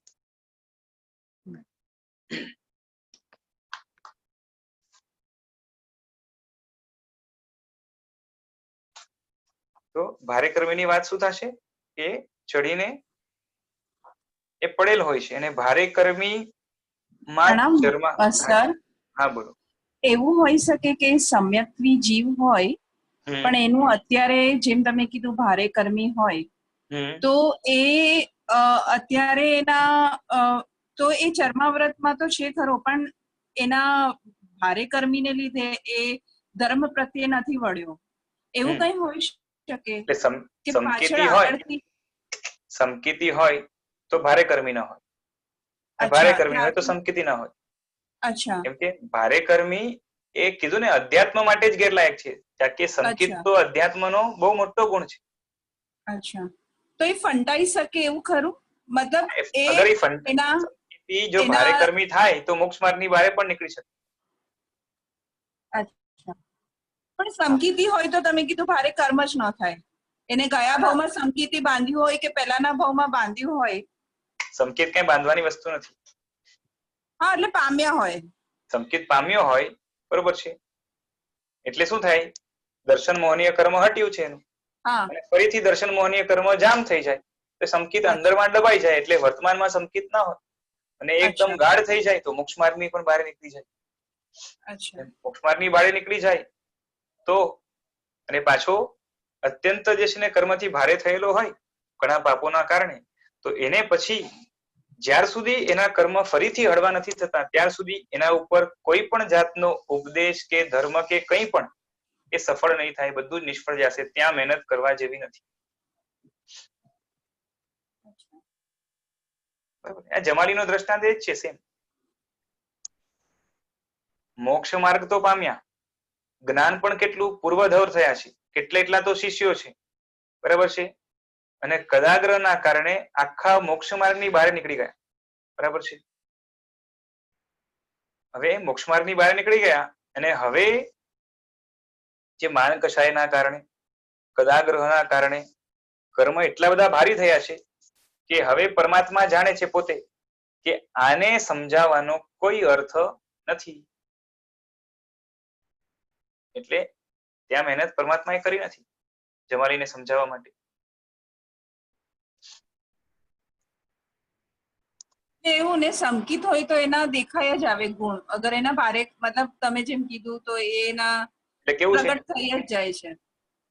જમાલી પછી પણ જે છે ને દીક્ષા પાડે છે, દીક્ષા નથી મૂકી દીધી, દીક્ષાના બધા આચારો પાડે છે, વૈરાગ્ય જોરદાર છે, બરાબર છે. એક કદાગ્રહ ગુણના કારણે, એક કદાગ્રહ ગુણ એટલે આમ દોષના કારણે એ મોક્ષ માર્ગની બહાર નીકળી ગયો છે અને હવે કદાગ્રહ એના મન પર એટલો બધો હાવી થયો છે કે હમણાં એને જે છે ને વિવેક જાગી શકે એવું નથી, અને માટે એ હમણાં યોગ્ય શું કહેવાય અધ્યાત્મ પામ્યા માટેની યોગ્યતા એ ગુમાવી બેઠો છે. પછી ફરીથી હળવો થશે તો ત્યારે નિમિત્ત મળશે દેવગુરુ ધર્મનો કોઈનું પણ, તે પાછે ચડી જશે.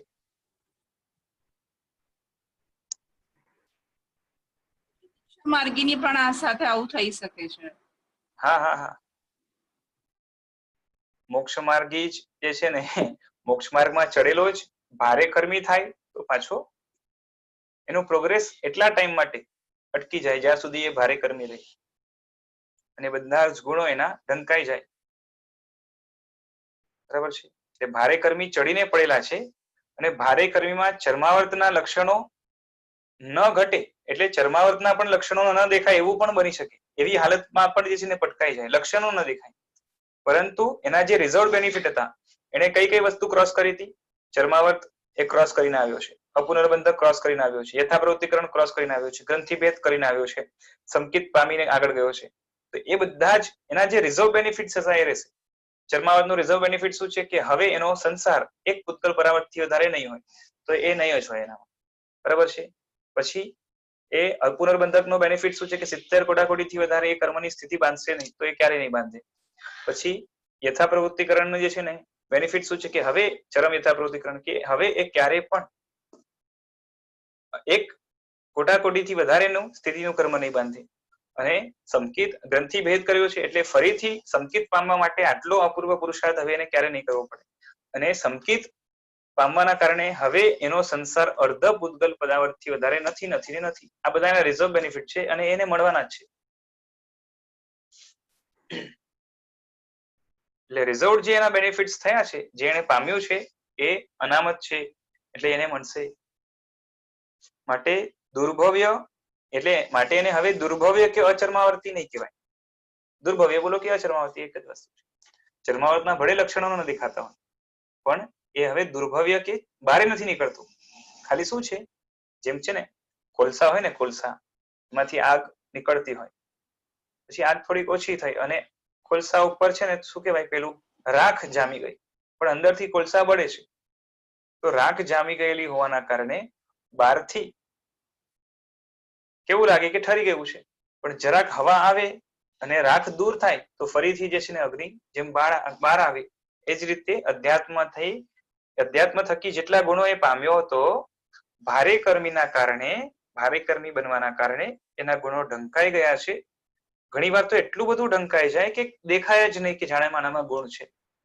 પણ ખાલી રાખ દૂર થવાની એટલે કે કર્મને દૂર થવાની વાર છે. એ થશે એટલે એ વ્યક્તિ અવશ્ય આગળ વધશે મોક્ષ માર્ગમાં. બોલો, કોઈને પૂછવાનું છે? પ્રણામ ગુરુજી. હાજી. આપણે આ સંકેત પામ્યા પછી જયારે મોક્ષ માર્ગની બહાર નીકળી જાય તો પાછું એને ગ્રંથિ ભેદ ને બધું કરવું પડે? ના ના, એ વન ટાઈમ છે. ઓકે, એટલે પાછું એટલે ભારે કર્મ એના ઘટશે તો ડાયરેક્ટ એ સંકેત પામી જશે? ઇઝીલી પામી જશે. ગ્રંથિ ભેદમાં જે પુરુષાર્થ લાગે ને, મહેનત, એ નહીં નાખે. Okay, thank you. પ્રણામ. એવું ખરું કે બીજા ધર્મ પામ્યો હોય અને ફરીથી એને પાછું સંકેત મળી શકે આગળ જતા? એટલે સમજો નહીં. આગળના ભાવમાં, આ ભાવમાં એને જૈન ધર્મ મળ્યો પણ એનું ભારે કર્મને લીધે ઢંકાઈ ગયું છે, પણ એ બીજા ધર્મી પામે આગલા ભાવમાં કે એના પછી ત્યાંના કર્મ હળવા થયા, એને અહિંસાનો રસ્તો, એટલે જે પણ જે ગુણ એના છે થોડા ખીલ્યા, તો પણ એ સંકેત પામી શકે ખરા? હા હા, કારણ કે તિર્યંશ પણ પામી શકે છે એવું મેં સાંભળ્યું છે. હા, ક્યાંયથી પણ પામી શકે છે. વ્યક્તિ યોગ્ય હોય અને થોડીક પણ અનુકૂળ સામગ્રી મળે તો એ આગળ વધી શકે. અને પછી પુરુષાર્થ અંદરથી વધારે હોય તો બીજા ધર્મની અંદર પણ સંકેત પામી શકે. એટલે બીજા ધર્મના અનુષ્ઠાન કે ત્યાંના શાસ્ત્રોનું અધ્યયન કરીને પણ, અને એમાં થોડીક વિવેક દ્રષ્ટિ એની જાગૃત હોવી જોઈએ. અને અગર એને જૈન ધર્મ મળે તો એનો પ્રોગ્રેસ ઈઝી થઈ જાય.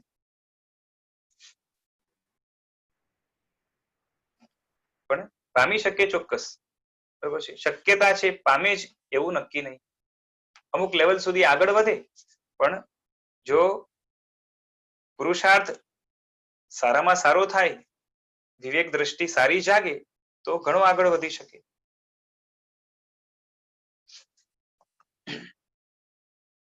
બરોબર છે? Clear? Yes, clear, very clear. Thank you. હા, પ્રણામ. प्रणाम विशाल मैम। हाजी, एक क्वेश्चन, भारी कर्मी और दुर्भवी वो भी जैसे अभव्य नेचर वाइज ही ऐसा होता है, तो भारी कर्मी और दुर्भवी भी बाई नेचर वो ऐसे ही रहते हैं मतलब?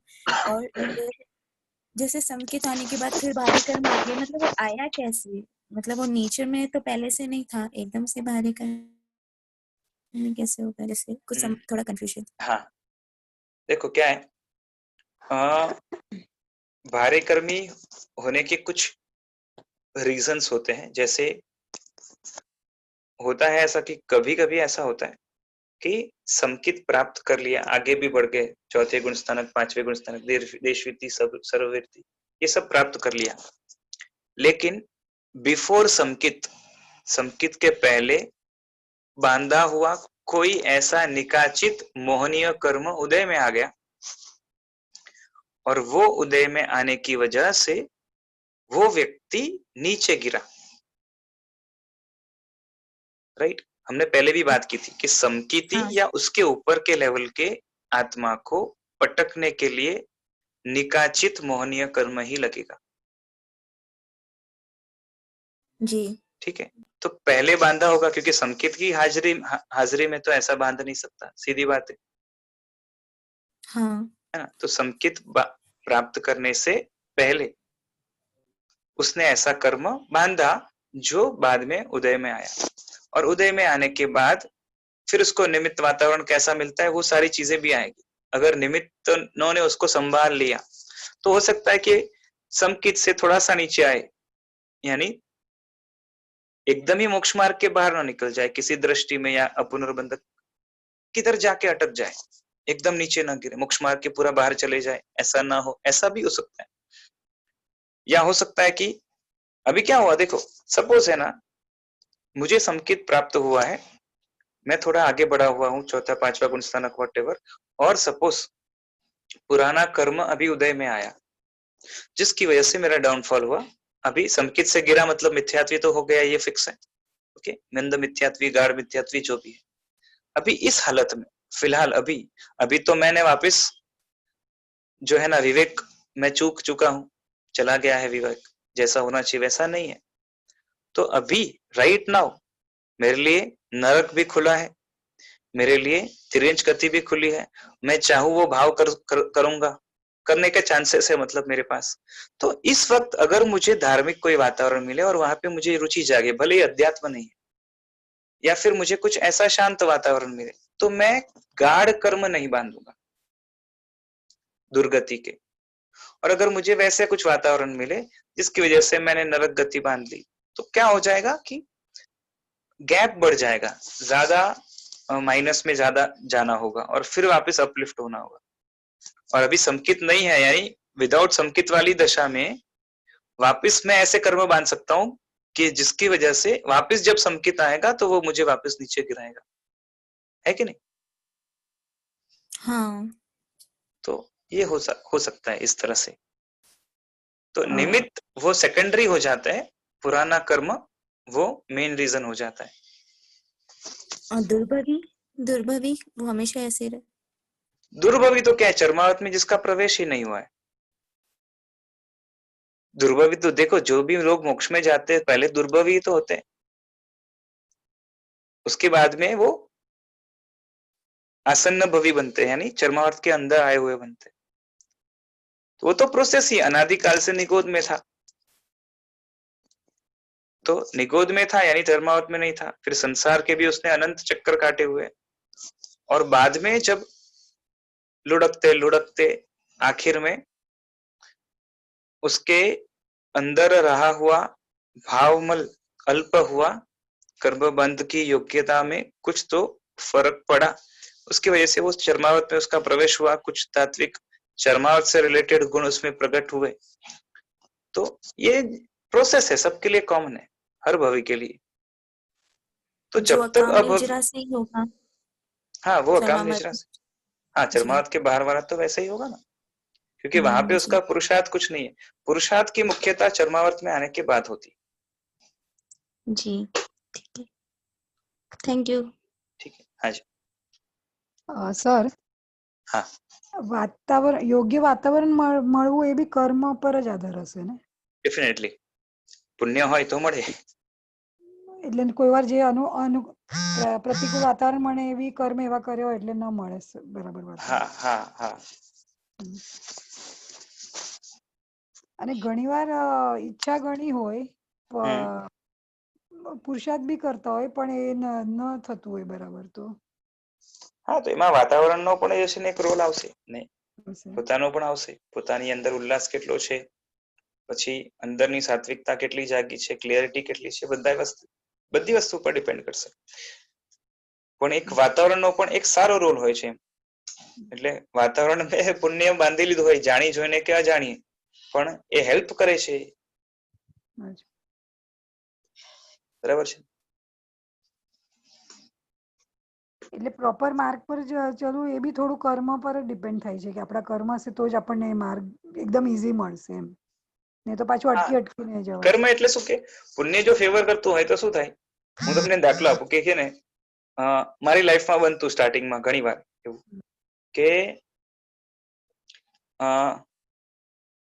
લગભગ 12th સ્ટાન્ડર્ડ પછી છે ને હું આમ જોવા જઈએ તો સ્ટડીઝ જે હોય ને રૂટીન આપણે એકેડેમિક સ્ટડીઝ એમાં રસ બહુ ઓછું લેતો અને ધર્મનો સ્ટડીઝમાં રસ વધવા માંડ્યો. તો થાય શું કે મનની અંદર ચિંતન, એટલે ઇટ ઇઝ લાઈક 2002, 3, 4 ની આસપાસની વાત છે. ત્યારથી હું ધર્મ સાથે થોડોક જોડાયો અને ત્યારે અધ્યાત્મ કઈ ખબર નહોતું, કઈક સારું છે એટલું હતું, એટલે એક આકર્ષણ હતું. હવે તમારા ઘરમાં વાતાવરણ એવું હતું એટલે તમને ના આકર્ષણ? ના બિલકુલ નહીં. અચ્છા. એમ સમજો ને કે શરૂઆત કરનાર હું છું એક જાતનું. અચ્છા, ઓકે. બરાબર. કે કેમ કે શું છે આમાં કેવું હતું કે ખાલી મારા પિતાજી છે ને એક કંદમૂળ નહીં વાપરતા, ઓકે. એટલું, અચ્છા. અને અમે બધા વાપરનારા, આટલી જ વસ્તુ હતી. અને એ ક્યારેક પૂજા કરવા જાય ને એવું થતું, એ તો ભાઈ શું છે જૈન કુળ હોય એટલે ક્યારેક અમે પણ જઈએ, બધું બને, પણ ઓલું ધાર્મિક વાતાવરણ તો બિલકુલ નહીં એમ. અચ્છા. અને અમે શું કહેવાય કે ઓલું ગળથુથીમાં ધર્મ મળ્યું છે કે અમારે એવું કઈ છે જ નહીં લગભગ જેવું. આ તો હમણાં થોડાક ટાઈમ થી છે ને મહાત્માઓના વિહાર ને અમારા ક્ષેત્રની અંદર ને એના કારણે ઘણા બધા જોડાયા છે. રાઈટ. અમારા સમાજમાં પણ નતું એવું, આ તો થોડાક ટાઈમ થી થયું છે. એમ સમજો ને કે અમારા સમાજની અંદર ધર્મ લગભગ 50-60 વર્ષથી આછો ચાલુ થઈને હમણાં થોડોક બ્રાઇટ થયો છે. બાકી તો કઈ જ નતું, કઈ ઓલમોસ્ટ ઝીરો. તો હવે ત્યારે બનતું એવું, ખાલી પુણ્યની વાત કરું છું, કે ત્યારે હું વિચાર કરતો હોઉં ને કે આ ડાઉટ છે, આનો આન્સર શું, તો 1-2 દિવસની અંદર જ કોઈક મહાત્મા મળે કે કોઈ બુક મારા હાથમાં આવે જેની અંદર એનો આન્સર હોય. સમજાય છે? ઓકે. એટલે આ રીતે જે છે ને, એટલે આન્સર્સ મળતા જ જતા હતા આ રીતે એમ. અને ઘણી વાર તો કેવું થાય કે ત્યારે શું હતું કે ઘણા બધા મહાત્મા ક્યારે કહેવાય, હું તો કહું કે હું ફ્રી છું, અમે તમને કંઈક છે ને જ્ઞાન ભંડારમાંથી પુસ્તકો કંઈ જોઈતી હોય તો તમને લાવીને આપી દઈશ. તો આખું લિસ્ટ આપે કે આટલી લાવવાની છે, પછી હું પોતે જાતે જ્ઞાન ભંડારમાંથી કાઢીને એમને આપી દઉં. પુસ્તક લેવાની મૂકવાની થાય. અને ઘણી વાર એવું હોય કે જે છે સાંજના ટાઈમે આપ્યું એટલે આપણે નક્કી કરીએ કે કાલ સવારે હોય જ્ઞાન ભંડારમાં પાછી મૂકવા જશું, તો રાતના મારા ઘરે જ પડી હોય પુસ્તક. જોવાનું મન થાય કે આમાં શું હશે થોડુંક. એમાં પણ ઘણી વાર એવું થયું કે ખાલી 2 પાના ઉથલાવ્યા હોય ને તો આપણી મનની અંદર કોઈ શંકા હતી, એટલે મારા મનની અંદર શંકા હતી, એનો આન્સર ત્યાં જ હોય. એ પુણ્યના લીધે તમે? હા, કેમ કે વસ્તુ સામેથી મળવી, કેમ કે પુસ્તક આમ જોવા જઈએ તો પૂતગલ જ છે. અચ્છા, બરાબર. કે મહાત્માનું મળવું એ પણ જે છે ને ભૌગોલિક જ સંયોગ છે. તો આ બધું પણ જે છે ને એ પુણ્ય હોય તો એ ઈઝીલી થઈ જાય એમ, નહીં તો મારે ઘણી મથામણ કરવી પડે. બરાબર. રાઈટ. એટલે એ પ્રમાણે તમારો ઇન્ટરેસ્ટ જલ્દી વધતો ગયો હશે. હા, એ એક હેલ્પફુલ થઈ જાય ને. કે શું થાય કે એક ડાઉટ ક્લિયર થાય ને તો એમાંથી 4 બીજા પ્રશ્નો ઉભા થશે. પણ એ 4 પ્રશ્નો જે મને 2 દિવસમાં ઉભા થયા એ મને કદાચ 10 દિવસ 20 દિવસમાં ઉભા થાત. કેમ કે સોલ્યુશન મળે તો આગળ વિચારણા થાય, પછી એમાંથી 10 પ્રશ્નો ઉભા થાય. બરાબર. તો સામગ્રીના કારણે આપણો પ્રોગ્રેસ એટલે જ કે પુણ્યનો પણ સથવારો જોઈએ છે, સાધના માટે પણ જોઈએ છે, અને જ્ઞાનના નિમિત્ત માટે પણ પુણ્યનો સથવારો તો જોશે. એટલે એનાથી ફાસ્ટ થશે કામ એમ. બરાબર. અને સાવ પુણ્ય નહીં હોય ને તો ઓલમોસ્ટ ઇમ્પોસિબલ જેવું થઈ જાય.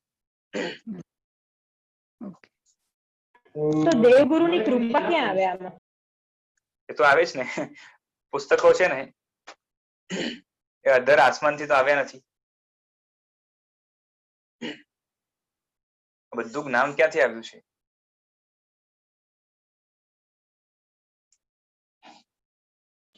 હા, એટલે પણ આપણે આમ ઘણી વાર કહીએ ને કે આ પરમાત્માની કૃપાના કારણે થયું, મારું પુણ્ય નથી પણ આ કૃપાના ચોક્કસ કારણે થયું. ચોક્કસ. એ તો આ પુણ્ય નથી એમ ના બોલાય, પણ એ કે મારી લાયકાત નથી એવી, આ તો મારામાં એવું કઈ નથી, પણ દેવગુરુની કૃપા છે. બરાબર છે. પુણ્ય તો આપણે બોલીએ છીએ, કારણ કે પુણ્ય ઈ પણ દેવની કૃપા જ છે ને. આ જગતની અંદર જે કંઈ પણ સારું કે શુભ છે એ અરિહંતોની કૃપાથી છે, અને એ સારું ને શુભ છે એ જ પુણ્ય બાંધી આપે છે અને જગતના જીવોને સામગ્રી આપે છે. એટલે અરિહંતની કૃપા વગર પુણ્ય નથી, શુભ ભાવ નથી, કે એટલે એવા સાચા શુભ ભાવ જે આત્માની પ્રગતિ કરાવી આપી શકે. એટલે એ તો આપણે માનીએ છીએ. એટલે દેવગુરુની તો કૃપા તો રહેવાની જ, કેમ કે દેવે આપ્યું છે અને ગુરુએ આપણા સુધી પહોંચાડ્યું છે, તો રહેશે. अंदर से जो उल्लास और जो इंटरेस्ट जो आप में था या कोई भी चीज में, जैसे बाहर की परिस्थिति चलो पुण्य से, लेकिन अंदर का जो एक उसके प्रति जो उत्सुकता की भावना, वो कैसे, वो किसके वो आधार तो पे क्या, होती है? वो तो अभी पिछले कितने जन्मों की साधना होती है, ऐसे ही अचानक से नहीं होता है. इंटरेस्ट लेवल अचानक से डेवलप होना ऐसे अचानक से नहीं होता है, धीरे धीरे धीरे करके है ना ये होता है. तो व्यक्ति में डेवलपमेंट, ये तो यहाँ पे प्रगति आएगी किस तरह से है ना, एक एक गुणों की प्रगति होती है और वो गुण किस तरह से दूसरे गुण को खींच के लाता है, दूसरा तीसरे को लाता है, ग्रेजुअल डेवलपमेंट होता है. वो यही है ना कि मेरे में कुछ योग्यता थी इसलिए निमित्त अपना कार्य कर पाए. योग्यता ही नहीं होती तो निमित्त कार्य नहीं कर पाते. राइट. जी. गेहूं पीसने का मशीन है, गेहूं ही नहीं है, सिर्फ मशीन है तो कुछ काम नहीं, है ना. तो योग्य चीज है तो उसको कन्वर्ट करके दे देगा निमित्त. तो पुण्य कितना भी हो, निमित्त कितने भी हो, योग्यता नहीं है तो काम नहीं होगा. इसके विषय में भी योग बिंदु ग्रंथ में बड़ी लंबी चर्चाएं की हुई है. राइट. कि अयोग्य है तब तक सारे निमित्त निष्फल जाते हैं. जैसे आज तक हमने अरिहंत की वाणी अनंत बार सुनी, समवसर में साक्षात तीर्थंकरों को अनंत बार देखा. राइट. पूरे संसार के अनंत बार चक्कर लगा दिए, धर्म अनंत बार पाया, उसको जीवन में अनंत बार इस तरह से उतारा कि 9वां ग्रैवेक भी प्राप्त किया. लेकिन ये सब कुछ निष्फल क्यों गया? क्योंकि योग्यता नहीं खिली थी. तो योग्यता भी महत्व रखती है, मुख्य महत्व रखती है. योग्यता से ही शुरुआत होती है. थोड़ी सी योग्यता जब तक नहीं जागती तब तक आगे का प्रयाण नहीं हो पाता. और दुर्भव्य में यही प्रॉब्लम है. थोड़ी सी योग्यता जाग जाए तो वो चरमावर्ती बन जाएगा. और वहां से पुरुषार्थ पे अपना कंटिन्यू पुरुषार्थ. शुरुआत की योग्यता काल पे डिपेंड करती है और बाद की योग्यता पुरुषार्थ पे मुख्य डिपेंड. चरमार्थ में आने के लिए मुख्य कारण जो है वो काल है. काल जब अनुकूल बनता है तभी व्यक्ति आगे बढ़ पाता है चरमावर्त के लिए. हाँ, ये है कि वो काल को अनुकूल करने के लिए अपने आप भी हो सकता है, पुरुषार्थ के द्वारा भी हो सकता है. जी. किसी का ऐसा होता है कि काल अनुकूल हुआ चरमावर्त में जाने के लिए, वो पुरुषार्थ की वजह से हुआ. ओके. वो पुरुषार्थ में भी गाइडेंस तो किसी ना किसी का लगेगा, देवगुरु का. और ये भी हो सकता है कि अपने आप ही संसार में भटकते भटकते जो है ना, कैसे वो हमने देखा था कि पानी के साथ पत्थर बहते बहते, हाँ, नदी गोल पाषाण ने ऐसे वैसा. तो इट भी बहुत. तो और वही काल जो है ना वो आत्मा की भव्यता को, भव्यत्व को परिपाक करवाता है, तथा भव्यत्व का परिपाक जिसे कहते हैं. और वो होने के बाद ही आत्मा में अध्यात्म के लिए प्रगति करने की योग्यता आगे जाके आ सकती है। ठीक है, थैंक यू।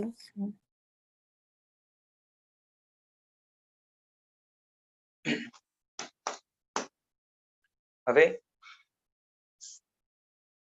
મોક્ષ માર્ગની વાત થાય ને તો માર્ગ શબ્દનો અર્થ એ ભવોની સિરિયલ વાઇઝ શૃંખલા એ રીતે કરવાની, એટલે કે ખરાબ, ઓછા ખરાબ, સારા, વધુ સારા, વિશુદ્ધ, અતિ શુદ્ધ, પરમ શુદ્ધ એમ સિરિયલી ગોઠવવાના ભવ. બરાબર છે? આપણે બોલીએ ને કે મોક્ષ માર્ગ, તો મોક્ષ માર્ગ ની અંદર શું આવે? તો આ બધા જે ભવો જે છે ને એ ભવો સુધરતા જાય. પેલા ખરાબ ભવો હોય, પછી ઓછા ખરાબ હોય, પછી હજી સારા, હજી સારા, હજી સારા. ભવો એટલે શું? ખાલી શરીરની વાત નથી, વ્યક્તિનું વ્યક્તિત્વ પણ એની અંદર આવશે.